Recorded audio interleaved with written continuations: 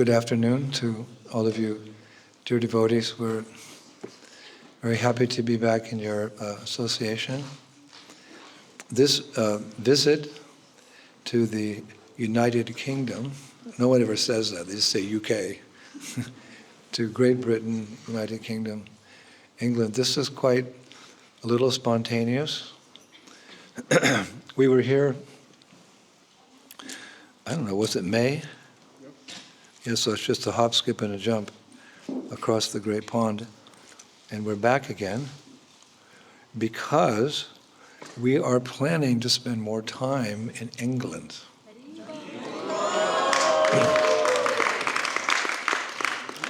As if you didn't already know. In the material world, bad news travels faster than good news. But in the spiritual world, good news travels faster than bad news because there's no bad news. There's only good news.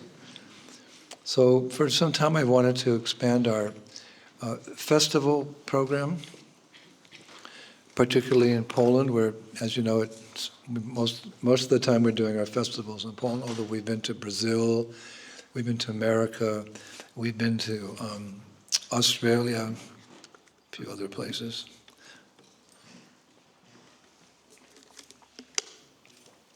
I wanted to give devotees, it's too loud, give devotees in different countries an opportunity to see what we do and hope they can replicate it.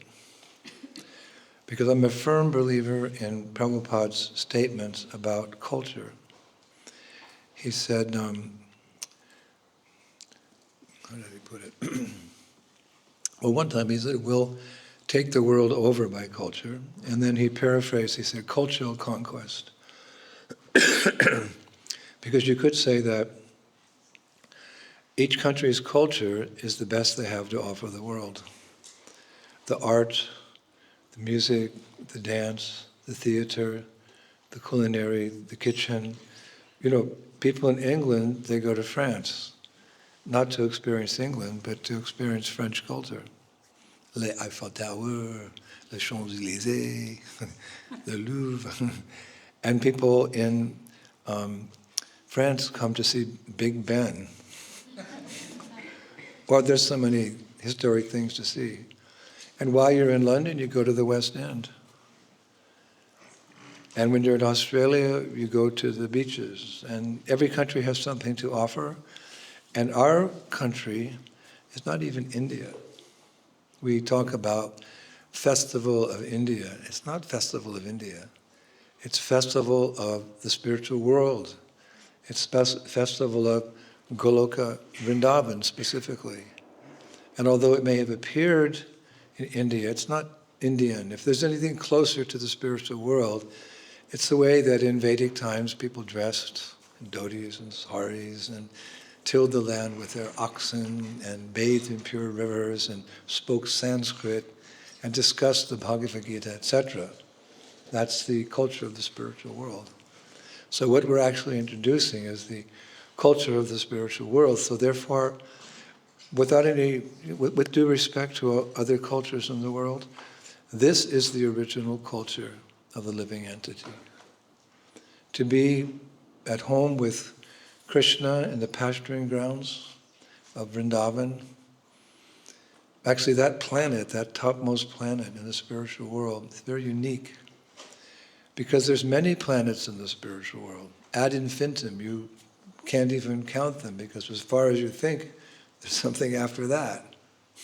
And as far as you think that, there's something after that. So ad infinitum.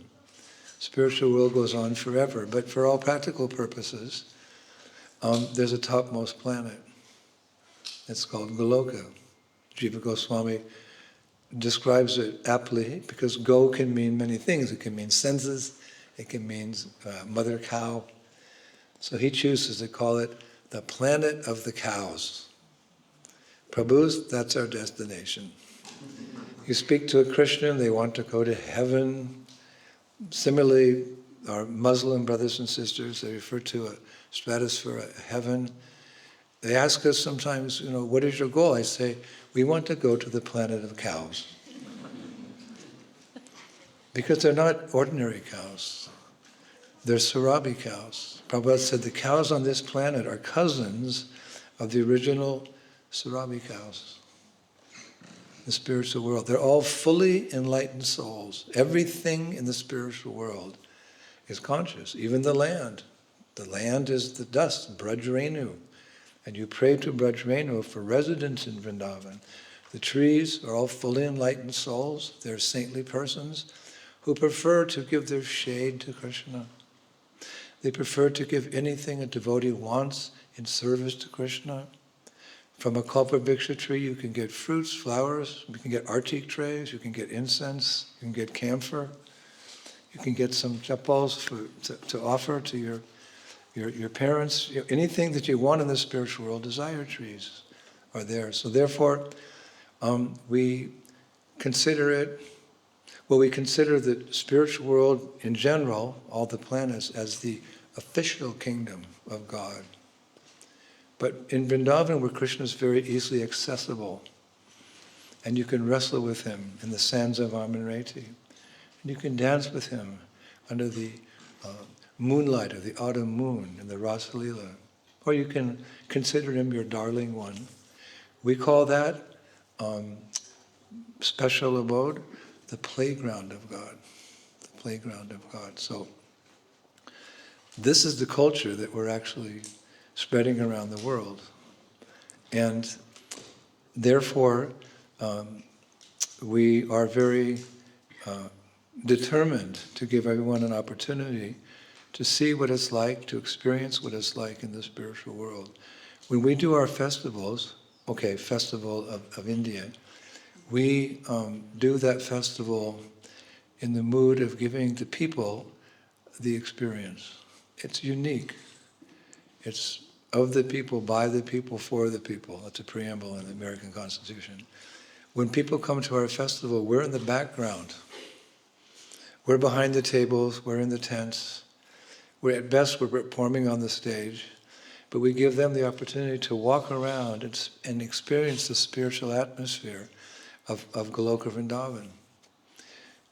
Generally, when we have our festivals amongst ourselves, like Janmashtami, Radhastami, Lord Nrsingadev's appearance day, all those different festivals, we're all kind of bound up tight in our temples, and we're speaking these deeper glories of the Lord's incarnations, and we're having these fantastic feasts, and we're chanting and dancing wildly in front of our beautiful deities. We celebrate like that. That's to give us inspiration, so that we can share this wonderful process with others. But in my concept of festivals, it's for the people.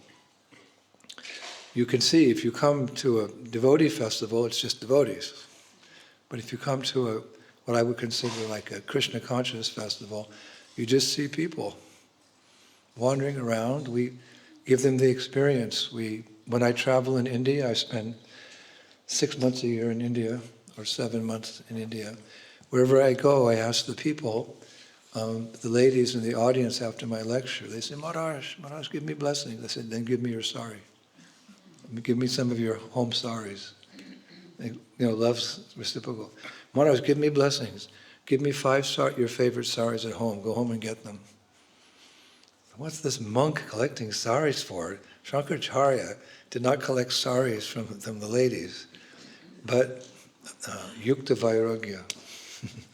This is renunciation in the service of Krishna. We collect about, how many saris each year, Rasika?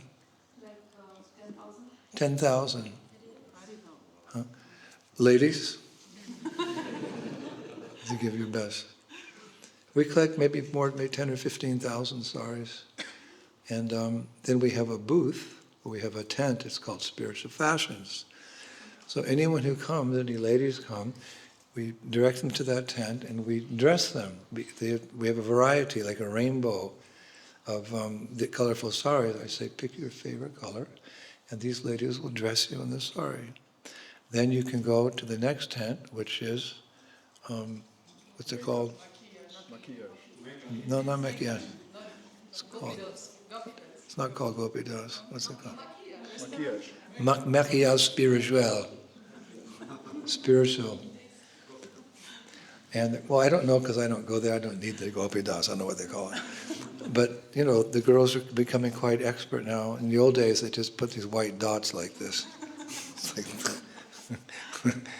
but some of our ladies are quite talented, and they began, almost like you're dressing the deity or something like that. So the people, they get that experience of the dress, etc. And then there's the restaurant. And it's not pizza and vegetarian burgers and French fries. It's from Yamuna Devi's cookbook. This is one of my, we call that in America pet peeves. It's the same, do they have the word here? Pet peeves. That we have the most delicious, tasteful, and healthy food in the universe, in the creation. We are meant to eat like the residents of Goloka Vrindavan, the kind of food that Krishna likes. We're trying to develop a taste for Krishna consciousness, so what is dear to him is dear to us, so we never hear Krishna's eating all these things. I'm not against it from time to time, but Mother Jamuna, bless her soul, she spent many years preparing that cookbook, learning the different recipes in South India, Maharashtra, and Andhra Pradesh, and Bengal, and UP, and put them all together in this, her wonderful book. What's the actual title? Anyone remember, ladies? You look it up. Lord Krishna's cuisine? See, we don't even know. But those are the recipes that Prabhupada trained her with. She would cook for Srila Prabhupada, so he would train her. The art of Indian vegetarian cooking. The art of Indian vegetarian cooking. It should be like in every lady's kitchen. And it should be worn, like sometimes you see books that have been read many times. It should be so worn, you have to look at the pages very carefully because it's smeared a little bit with some ghee or some sugar preparation or something. These are the preparations. I'm convinced that if we learn to cook that prasadam very nicely, that we could conquer the tongues of the world. And spiritual life begins by controlling the tongue. You take remnants of Krishna's food, prasadam, it's extremely purifying. And with your tongue, you glorify the Supreme Lord. That's the best way to control the senses. Prasadam is very, very powerful. We're not meant to just sit down and eat. We're meant to honor the remnants of Krishna's prasadam. I saw Prabhupada on many occasions. He would always, generally, he'd eat alone, and he'd eat the prasadam. He'd say the prayer, then with great awe and veneration, he'd take the preparation.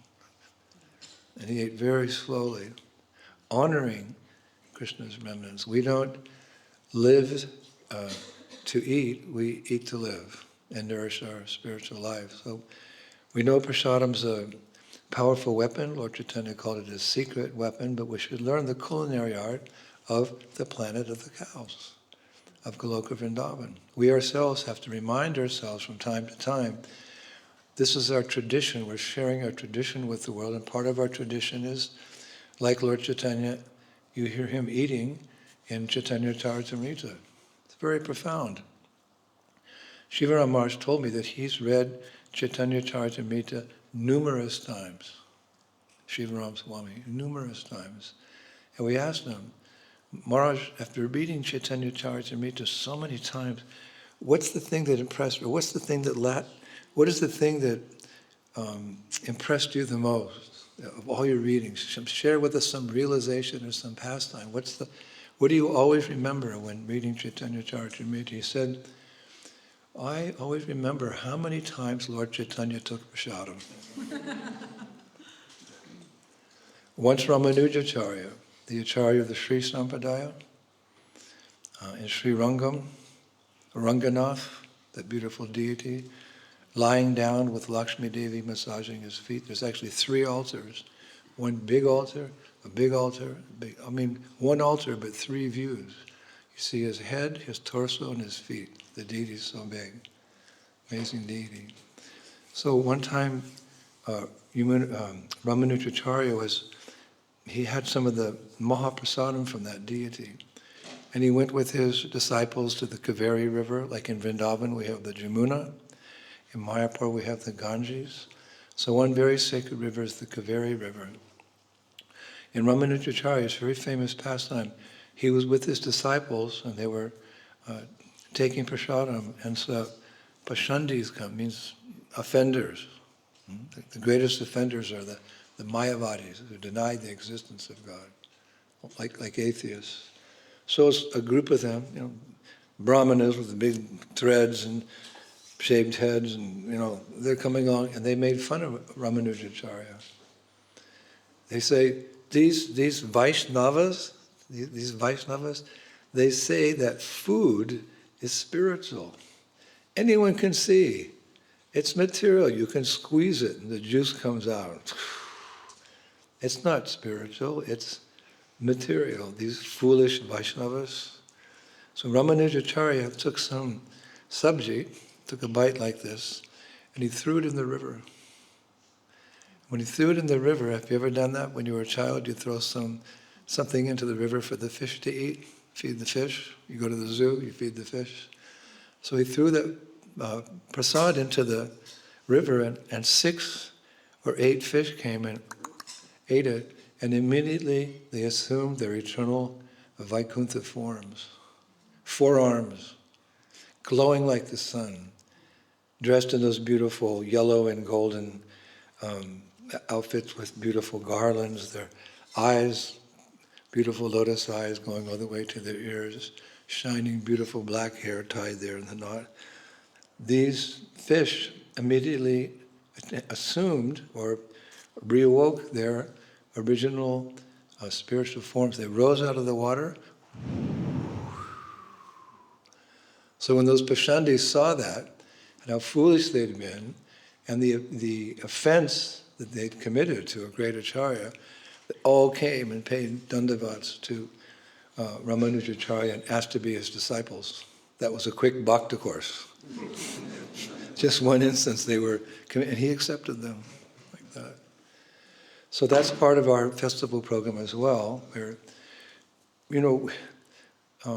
mass distribution of prasadam is also very important, but let people taste refined prasad, those original recipes, prepared with love, expert cooks with love and devotion. That's also a way to impress people, give people the impression of what is the spiritual world, what is Krishna consciousness. And when we advertise our festivals, oh my gosh, you've been, many of you, there's 2 lines, synchronized dancing, ladies in front, beautiful gopi dots, fans. Every time Govinda Maharaj sees one of my photos, those ladies always have fans. Fans, synchronized, everyone dressed, beautiful tilak, incense billowing, beautiful music. This attracts people. We just came from Macedonia.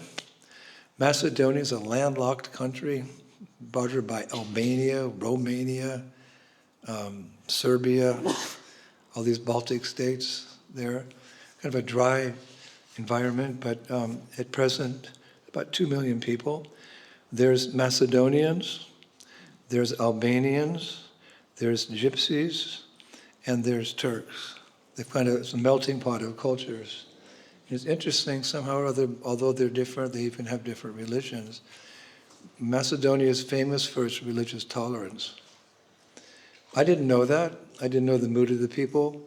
We started a Harinam party 2 weeks ago through the town, through the Muslim area, through the Christian area, through these different areas, and to advertise our festival. We did a big festival in Skopje, Macedonia. Skopje. How many of you have been to Skopje? Okay. The amazing thing was that as soon as the kirtan started, it's like bees going to honey. It was amazing. All the people came and started dancing with us. The Turks, the Albanians, the Gypsies, the Macedonians, they were all dancing, and I was standing back thinking, how is this? What is this? This is the United Nations of the spiritual world, Prabhupada would say. So that kirtan was, because we presented it in a very attractive way. And when we had the festival the next day, hundreds and hundreds of people came, even ministers came. We put on a a 2.5 hour show like that. So by presenting our culture, as we say in French, tel quel est, as it is, like we talk about Bhagavad Gita, as it is. I'm a traditionalist. I believe very strongly that we have the best philosophy, we have the best dress, we have the best food, we have the best association, we have the best song, and we have the best goal. Param Gati means the goal of life. And we should never be shy or embarrassed to share it with others. Granted, not everyone's going to accept. Even in Bhagavad Gita, Krishna says, there's that famous verse, upon hearing the chanting of the holy names, the devotees are gladdened, but the asuras, the demons, they flee here and there. They can't stand that. So we have to understand there's always two kinds of people in this world, the divine and the demoniac. So it's not that everyone's going to embrace this, but nowadays I think the world's ready for Krishna consciousness. Why? Because the real face, material nature is showing its real face, struggle for existence, the human race, the only hope, your divine grace. They're experiencing what it really is like, this material energy, a world of duality, but the moments and the history of this world is getting worse and worse and worse. So in contrast, when they see devotees, when they read our books, when they taste our food, when they come to our temples, when they come to our farms, to see how we're protecting the cows, etc., that contrast will melt their hearts. So Krishna, not only Bhagavad Gita as it is, but everything Krishna conscious as it is. Of course, for work and for various duties, we have to dress differently. Sometimes we have to eat differently because, well, it's late at night, the temple's closed, but the Pizza Hut's still open. So like that, but we have to be careful not to water down our tradition because it's so beautiful, it's so attractive. And the most attractive thing is that devotees are always jolly. Prabhupada said, of course, devotees should always have a good eye and a bad eye. So they asked him, what does that mean? Prabhupada says, you have to see the positive opportunities for living a Krishna conscious lifestyle and preaching a Krishna conscious lifestyle, but you also have to see with one eye the bad eye, the reality of the material world, how it's a dangerous place, how we're atmas in transit, how we're strangers in a strange land. So you have to have these two views, but generally because we know who we are and we know where we're going, we're enlightened by the mercy of the 6 Goswamis to learn about Goloka Vrindavan. We're jolly. Just like one of my godbrothers, Sridhar Maharaj. I don't think, well, maybe some of you remember him. He passed away so many years ago. But he was from Canada, but he received sannyas from Srila Prabhupada, and he was very instrumental in establishing Krishna consciousness in different parts of the world. I considered him always senior to me. He was senior to me. I was a sannyasi, he was also, but more advanced. And but through trial and tribulation, heat and cold, happiness and distress, he was always happy. So he got the nickname, the Jolly Swami. The Jolly Swami. I was always impressed how in any difficult situation he remained, not only equilibrium was there, but he just always had this smile on his face because he knew that things in this world are temporary and we have to tolerate, but we're on our way home. Maybe slowly, slow but steady wins the race. Maybe everyone has their own evolution. We're all works in progress, but I often say just to be 1 inch, if you're drowning in the ocean, someone pulls you up 1 inch over the water, you're saved. You may not be back in the boat, you may not be back in dry land, back at home, but 1 inch above the water from drowning, you're saved. There's that famous prayer from Padyavali, I've quoted 1,000,000 times. My dear Lord, I'm drowning in this fathomless whirlpool of material existence. O you who give shelter to the shelterless, please, just this one time, extend your hand to save me.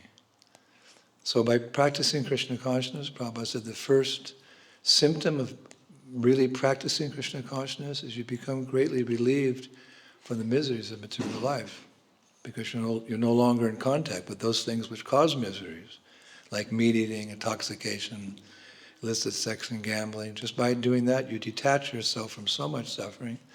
And what's more, you're in contact with the reservoir of all pleasure.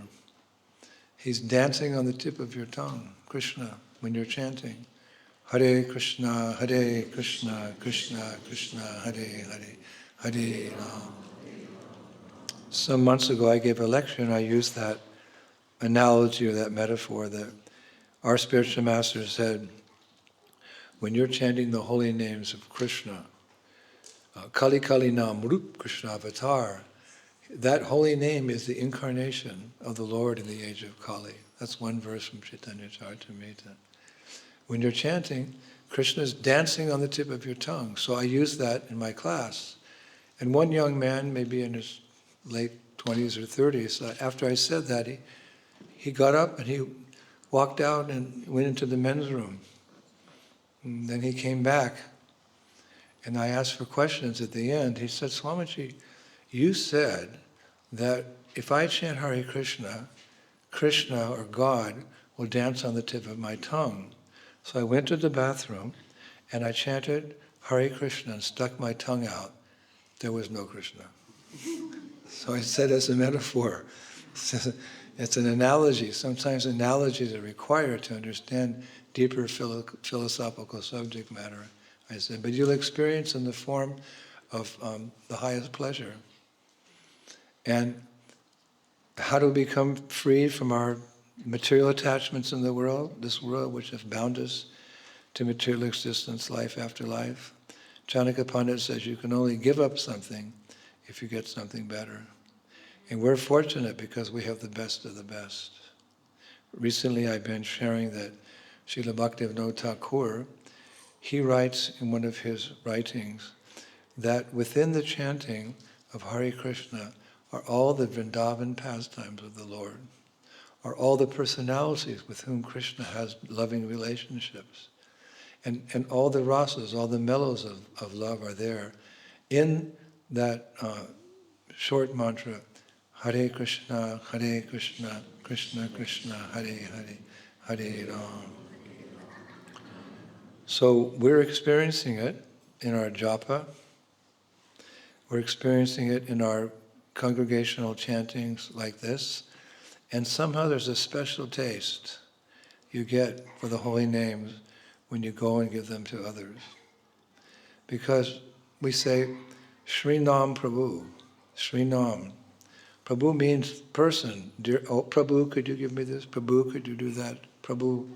So Prabhu, you're referring to a person. So the holy name is Krishna personified in sound. And if you want to get his blessings, then you serve him and you endear yourself to him. So when he hears us chanting his holy names rather softly in the morning, Hare Krishna, Krishna Krishna, Hare Hare Ram. Don't think he's not listening. Avigana Swarat. Avigana Swarat means that the Lord is present everywhere by his energies, which are non-different than him. And because he's present everywhere, he's all-knowing. So if you're chanting his name, he's a beginner swarat. He's present by his energies. And he's hearing. He's hearing your chanting.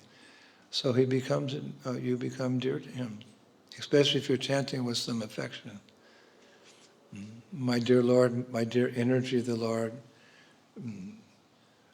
Srimati Radharani, please lift me up from the ocean of death and fix me as an atom of your lotus feet in the spiritual world. If you're chanting like that, he's listening. And that's why the 10th offense, or rather the 11th offense to the holy name, is to be inattentive while you're chanting. We'll just take, for example, if you're speaking from someone and you're looking them straight in the eye, but if you just turn away and you're talking like this, he'll say, hey, wait a minute, are you talking to me or what? So you have to be focused. Eke Kurunandana. So when we chant, as Madhava says, we chant from the heart. We're chanting to Krishna. We know He's listening. We're asking for His mercy. And He reciprocates. Even if someone calls your name, you immediately take interest. Oh, Krishna Das. Yeah. And if someone calls you with love, oh, Krishna Das. Your wife or your husband, yes. So you have to think of it like that. Krishna's all ears when you're chanting. But He's looking at the quality of your chanting. If you're actually, it's almost as if that's our time of the day for having a conversation with God. That little window of 2 hours, 2.5 hours, let the world go by. Don't worry, it'll be exactly the same when you come out of your meditation or your samadhi. It'll probably be worse, because it's Kali Yuga. But just let the world go by, and this is your conversation. Maybe it's a one-way conversation now, but when you become purified, Cheto Dharpana Marjanam, it'll be a two-way conversation. One time a disciple asked Srila Prabhupada, how do you know what all your thousands of disciples are doing at any time or any place in this world? How do you keep in touch with them? Only a few are writing letters. So how do you know what your disciples are doing? Prabhupada smiled, he said, Krishna tells me. So don't think that's not possible. Never think that the glories of chanting Hare Krishna, all the wonderful things we hear about chanting, the result, never think it's exaggeration. It cannot be exaggerated enough. It's all absolute truth, it's reality. And as we advance, that becomes clear to us.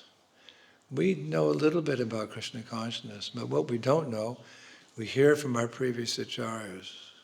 Yashta Devi para bhaktir yatta Devi tata guru. One who has faith in what he hears from the Guru, representing a great disciplic succession with Krishna as the Adi Guru. One who has faith in the words of the spiritual preceptor and the Shastra, the full purport of Vedic knowledge is revealed.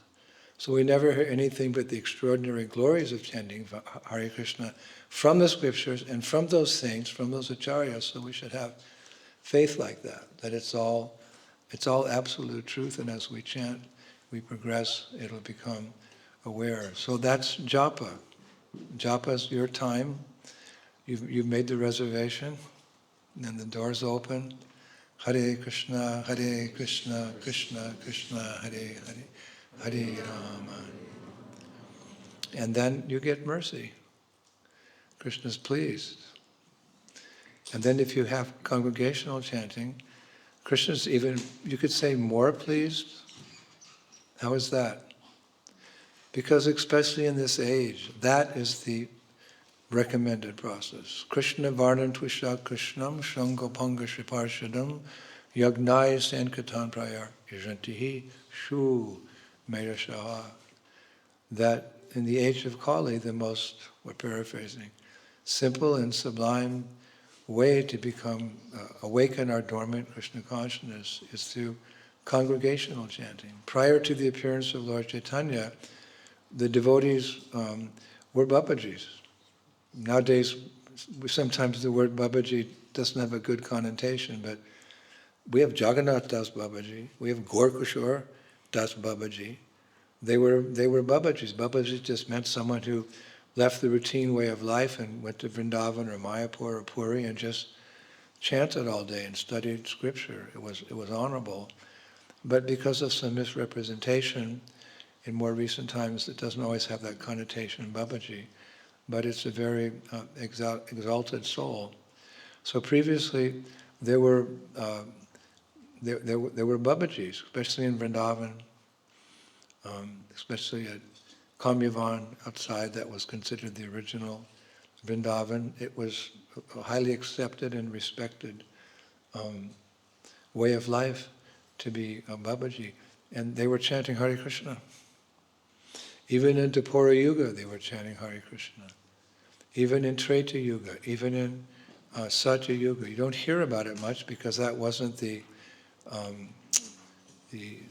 dharmic way to practice spiritual life, but the chanting of Hare Krishna has been around since the beginning of time. And when Lord Chaitanya appeared, he rather introduced the congregational chanting for people of Kali Yuga. Not many people can be a renunciate and go to Surya Kund or Radha Kund. I have a few friends, they're there, they're doing well.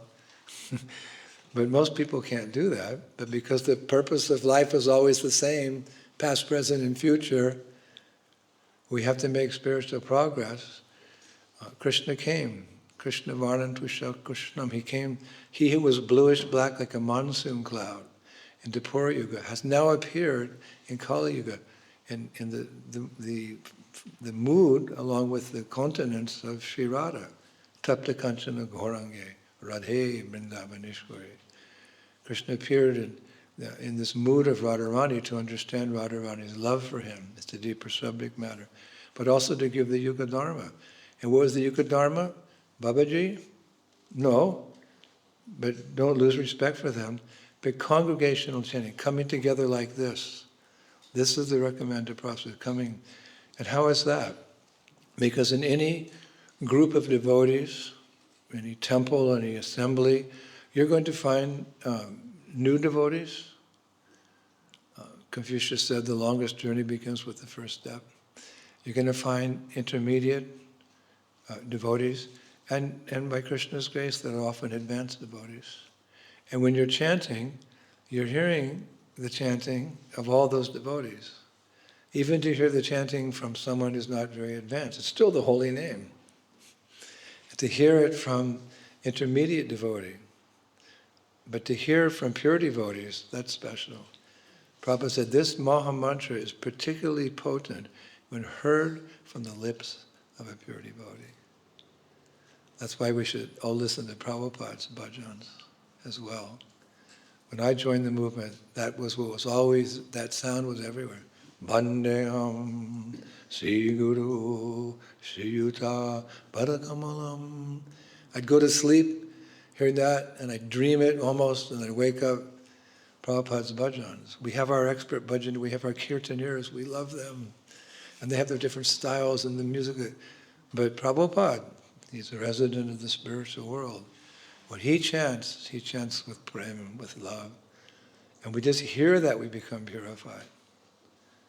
So my point is that in every congregation, there's always someone more advanced. Someone's higher on the mountains. You might take shelter of them, they're higher than you.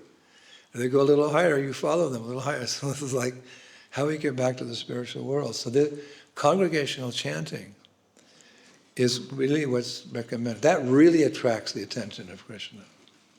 I sometimes use the analogy, there's some debate going on in some city council, the mayor is there, and his helpers are there, and they're discussing some issue, some sensitive issue, and one of the public, some person in the public, he doesn't agree. So he comes and he's standing outside the building, yelling at the open window, "Hey, you guys, you're all nonsense." But if there's an act of civil disobedience, 1,000 people come on, they're screaming, the mayor has to listen. So it's the same way, we're chanting ourselves, and yes, of course, as I mentioned, Krishna's listening, there's something there. But if we come all together, "Oh my Lord, oh energy of the Lord, Srimati Radharani, please pick me, please pick us up from this ocean of death and fix us." Oh, the mayor, okay, bring in the representative, let's hear what they have to say. That's how it works. So that's one analogy of how congregational chanting. There's a lot of people chanting, and there's some really pure voices there. So Krishna recipiates, you get some mercy. So Srinam means the conscious, holy names of the Lord, fully conscious. Namah Chintamani Krishna, Chaitanya Rasa Vigraha. Kali Kali Nam Muru Krishna Avatar. Krishna is there, present in the chanting. So Srinam Prabhu, he gives a lot of mercy because there's so many people appealing to him. How many times have I said to my disciples that when Prabhupada was asked, what does the Maha Mantra mean? One time he said, it means my friend, my friend, my friend. Then you start calling out with affection if you think like that. It's not sahaja. Krishna's our ever-wishing friend because a friend in need is a friend indeed. Ever since we left the spiritual world, he's been traveling from one body to the next with us in our hearts. Krishna's in the heart even of the ant, or the spider. So he's our best friend. So when you're chanting, you can have a little, go from appreciation to the holy name, to affection for the holy name, to love for the holy name. I appreciate it, sounds good philosophy, you know. But you chant, then you get some appreciation. It's working. Chaita Darpana Marjana. And maybe one day when we chant, perfection of our chanting as a tear will float down our cheek like that. So it means Krishna's reciprocating. But you take Srinam to the people, he wants to go to the people because Krishna said he's the seed-giving father of all creative beings. Or George Harrison, your George Harrison. Your George Harrison said, everyone's a devotee of Krishna. Some know it and some don't.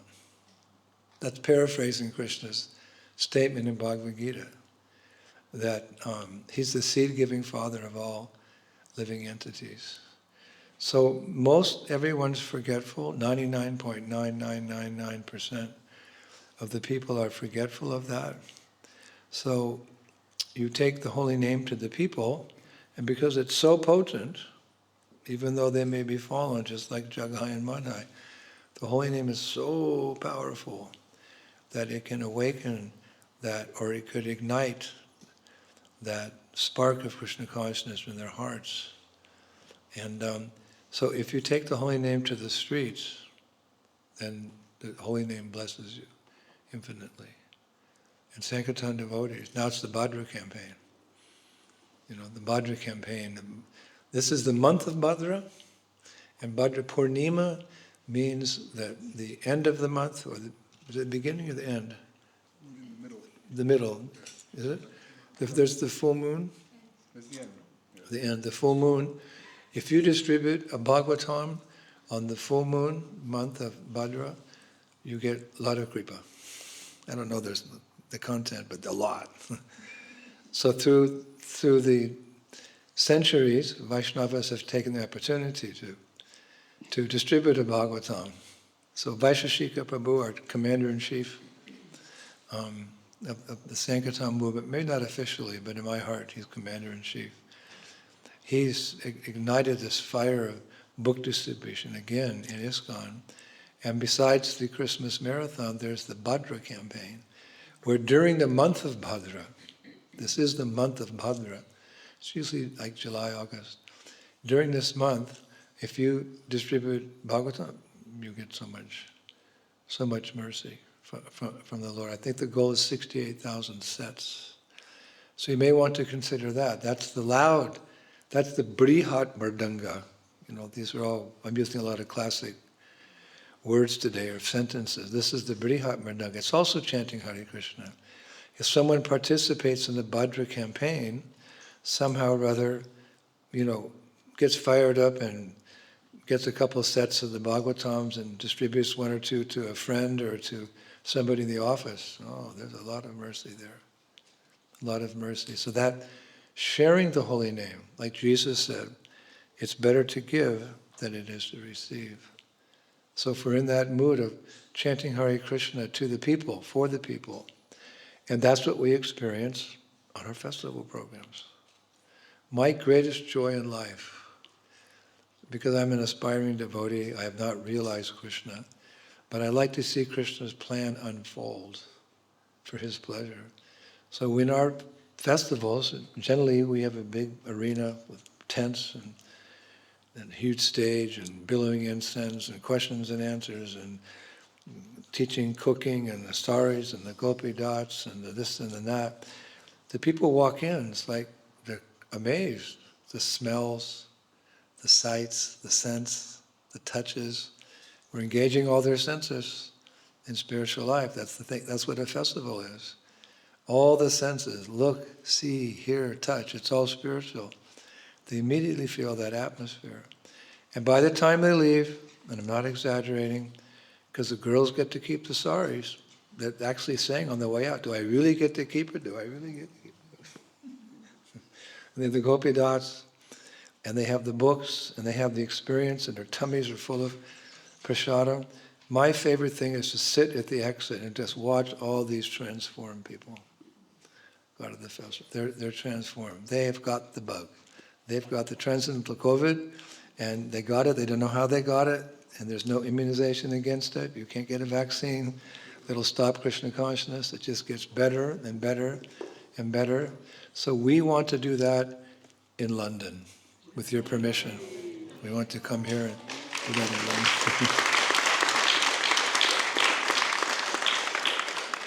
I had many offers. Italia, prego, italiano. Siamo le missionarie, viaggiamo nel mondo, I'm in a scuola a Parigi, prego, give the money for the bambinos. My mantra when I was in Italy. Or Spain invited us, en France, the Français aussi, and America. But there's just something about London. I got the London bug. Although Prabhupada said London's hell. You remember? They asked Prabhupada, he just arrived at the airport. What do you think about London is hell? Should we print that? Yes, you can print. But I've been coming here, since the beginning of my career in Krishna consciousness. Some of the personal instructions I got from Srila Prabhupada were at Seven Bury Place. That's where he told me. So you preach boldly, you have faith in the holy names. Slapped me on the back one time and said, so much endeavor in this material world, but when I take you back to Godhead, everything will be easy and sublime. So naturally there's some affection, because this is where those instructions which are really set in stone on my stone-like heart, they have you etch something in stone. So on the stone-like heart, those instructions, then they were given at Seven Bury Place. And all the kirtans we had with Tribhuvannath Prabhu in the old days, we'd go down the street, Oxford Street, we'd go to Piccadilly, I remember, and he was playing the mridanga like this. He had an interesting way of playing mridanga. Hare Krishna, he had his bhakti, Hare Krishna. That was fun. Those were the days. It wasn't far away from the times of the Beatles and all the 60s music and, that era which I was unfortunate enough to grow into when I was a teenager. It was all kind of historic, and England had so there in the beginning of the movement, and Prabhupada speaking in Bury Place and being there for those lectures and everything. So there's some, and I have so many disciples here now, I thought they would certainly cooperate with me if we wanted to do festivals in London. Yes? Yeah.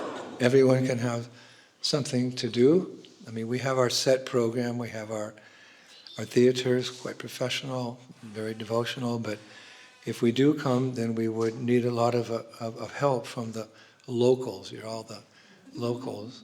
And we're just kind of like figuring out how to do it now. We met the management at Bhaktivedanta Manor, Vishaka, and all that team out there. We met the management of Soho Street and different patron members and this and that. And it all looks like a green light. But of course, it's a mammoth effort, and it's going to take a year to put it together. If you really want to do something proper, you want to come in to do something big, you can't just walk in on the scene. Of course, we can walk in anywhere and have a kirtan. That is the festival itself. That's a lot. That says a lot. It says everything about Krishna consciousness. But if we want to do it proper, we're planning for next September. We're just beginning this September, but it'll be a year from now, booking different venues and halls. We went to that Riverside. I think probably most of you know Riverside's the place where a lot of the theater goes on. And one devotee, Mr. Anil Agrawal, he purchased that building, and his people are managing it. And he gave an indication we could do our shows there. It's a very prestigious, it's almost like West End. Almost. So we can come in very quickly. Like the snake comes in and there's the nice house of the mouse. So he comes in, eats the mouse and lives in his house. So we don't have to come in and start from scratch and find a new place and spend so much money on it, not sure if it's going to work. It's as if Krishna set the whole thing, we have to walk in like the snake, and here it is, this beautiful, we went there, Riverside, all top professional stuff. And the atmosphere in which you do this is all very important. Just like when Krishna came on schedule in Dwapara Yuga, he went to Srimati Radharani and said, will you please come? She said, only if you bring the Jamuna River, Govardhan Hill, and the forest of Vrindavan. Because the atmosphere is very much important for your consciousness. So to do these theaters that we've been working on for 35 years, we need a very high-tech, professional atmosphere. And it's there at Riverside. I was really impressed. So we can do a couple weeks there. Other festivals that you have, Liverpool, Birmingham, what are the other towns? I don't forget all the towns. Brighton, Scotland. It's unlimited, and then also you can learn. You can learn, like big brothers were coming in with something that we perfected almost. You can learn and replicate it. And we also want to take it to Bharat, Jai Hind. We want to go back to India and help revive this Vedic culture, this Krishna conscious culture. So when we come in, we're like the dancing white elephants. That's what I want to use, that slogan, the dancing white elephant's a sign of royalty. So white elephant. So after we leave here, we're going to go, I'm going to Germany for a few weeks, and then I'm going a few other places, and then India. We'll have Kartik. We're going to go to get ready to do our festivals in India. We need some special spiritual purification and kripa and mercy. We're going to Mayapur for 10 days. We're going to Kolkata. Why are you going to Kolkata? Because that's Prabhupada's birthplace. And he went to school there. And he fell in love with Radha Govinda, those beautiful deities with their eyes that go like that. And also, while in Calcutta, we want to go to Bhakti Bhavan. Bhakti Bhavan is the original house of Bhaktivinoda Thakur. He had many places of residence, in Navadvip, in Puri when he was magistrate, in Vrindavan, in Radhakund, he had a home there as well. But his main place of residence was in Calcutta. And when he was having that home built sometime in the 1800s, he was present when they were digging the earth for the foundation. And while they were digging the earth, deep down, they found a Shalagram Shila. What? Who knows the history of Bharat, of India? It's just, if we could see it, it'd make the best motion picture ever. You could just watch it for hundreds of thousands of years. But while they found a Shalagram Shila, a Kurma Shalagram Shila. You can tell which personality is a Shalagram by the way they're formed in the various lines. So Bhaktivinoda Thakur said, this is Kurma. And he worshipped that Shila. And when Bhakti Siddhanta Saraswati was 14, he gave him that Shila to worship, along with a special Nishringa mantra to protect him in his future preaching.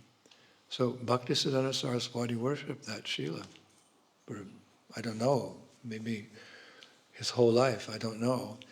But so in that house as it stands now, it's kind of dilapidated, are living the great, is there one more great? I don't know. Granddaughter of Bhaktivinoda Thakur and her daughter.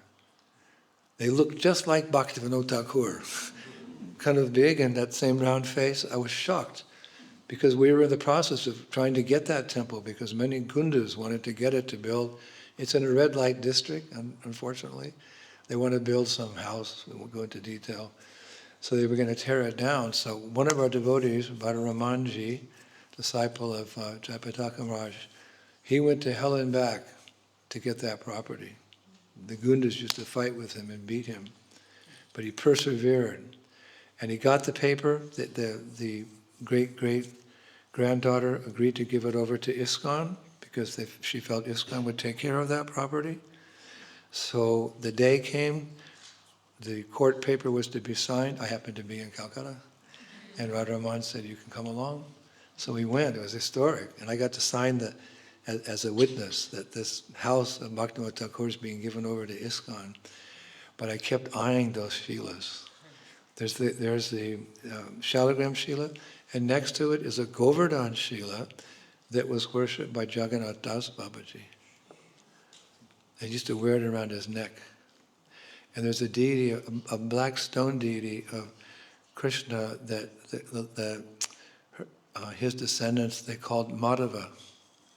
So I'm pretty convinced that is the Madhava, Jaya Radha Madhava, Kunji Bihari, Gopijana Balama, Giravaradari. That I believe that's the deity for which Bhaktivinoda Thakur made that song. He said in that song, all of Vrindavan is there. Everything Vrindavan, everything Braj is in that song. There's that deity. So I sat there, like staring at the deity, and next to it was Bhaktivinoda Thakur's Bhagavad Gita. It wasn't the one that he did, it was one that he felt that was authorized, and it was just falling apart, crumbling. There was the chair you see in the photo. There's the photos of him in a chair with a bookcase next to him. It's an old photo, it's been printed many times. I saw the bookcase, I saw the chair. I saw all the stone paraphernalia he would eat with, plates and cups. It was all there. And it was all dusty, kind of, no one had touched it in so long. So I'm sitting in front of the deities, I think, oh my gosh, OMG, oh my God, not gosh. I'm sitting in front of history here, this living history. So then after we signed the paper, he said they're going to take some months or whatever to renovate the place, like Ottadanga, one of the temples of Bhaktivinoda Thakur. ISKCON put that place back together as well. It's very beautiful. So they're going to do this to Bhaktivinoda. So I said, can I worship those deities? Can you let me do one puja? He said, later. But then we talked to him the other day, and we're going there. When are we going to Calcutta? October 20. Yeah.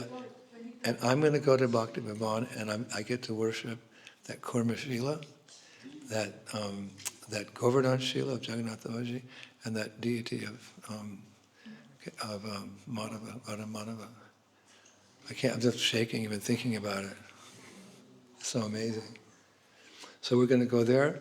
Mayapur, we're going to do our Kartik in Mayapur, and then all the holy places associated with Prabhupada in Kolkata, and then we're going to go to Jagannath Puri.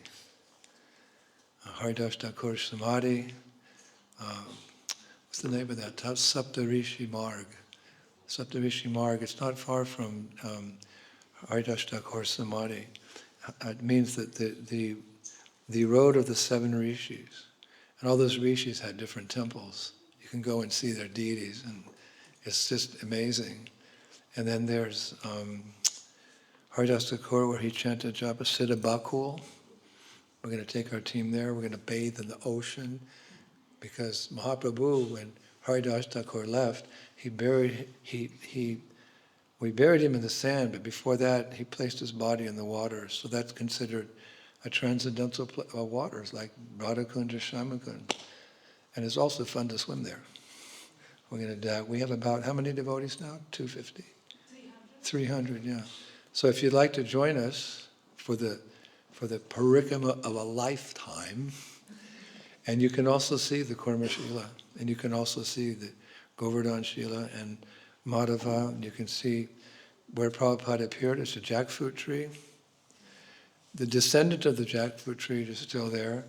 That place is really amazing. We had kirtan there I was there with Vaisheshika Prabhu, his group and my group.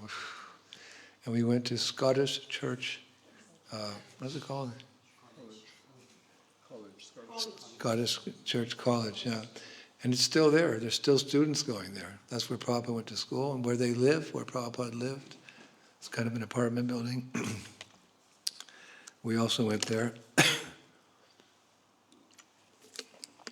So if you can't come, you can follow us on Instagram instantly. We'll put that up, and we'll do some videos, and we'll do some diary chapters, etc., etc. And then after that, we are taking this festival, or the essence of our festival, to all these different theaters in India. It's going to be really exciting. We have a contemporary play called Song of Grace. We have the Ramayana. We have a few. So we'll be back in India, and we'll revitalize Krishna conscious culture through those festivals. So, yeah, that's my lecture today. Keeping you updated.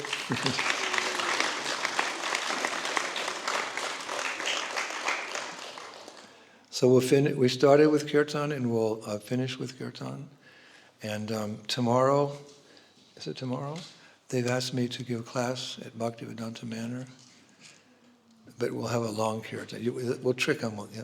One time at the Manor, I forget who was in charge. I think Akundadi. It's going way back. Akundadi was the temple president before many of you were born. And he asked me to lead the Guru Puja, to sing. So, and Govinda Maharaj is going to play drum. So in the Manor, they're really strict. Like, everything has to be on time. You can't be 1 second over like that. That was especially true back then. So I started, the Guru Puja singing, and but it went a little bit after the conch had been blown, because the kirtan was getting, Govinda Maharaj playing devotee brahmacharis dance. So that was 7:30 or something, like 7:45. To make a long story short, we went on till 11 o'clock in the morning. There was no class, there was no prasadam. Devotees were flying like they had wings through the room. And Akundadi was over by Prabhupada's Vyasa. He looked like... And afterwards he called me over and said, Maharaj, what about the Srimad Bhagavatam class? I said, Prabhu, that kirtan was my class. They wanted me to give class that morning. So the holy name, the holy name, the holy name. So I'm not saying that's going to happen tomorrow. Who knows? But yeah, and then Monday we leave. Yeah, but we'll be back. We definitely can say we're going to be back, and we're encouraging all of you as the plan becomes more solidified and clear. You please chip in any way that you can. If you're rich, not many of my disciples are rich here, but if not, you can help with the advertising, the publication, the cooking. There'll be so many things to do, and it'll really be fun all to work together, right? These are the golden days when we can all be present together and push on the Sankirtan movement, especially now when the world is really needing it more than ever. I think it'll be a lot of fun. And the Harinams down Oxford Street, people are going to close the stores and come out and follow us.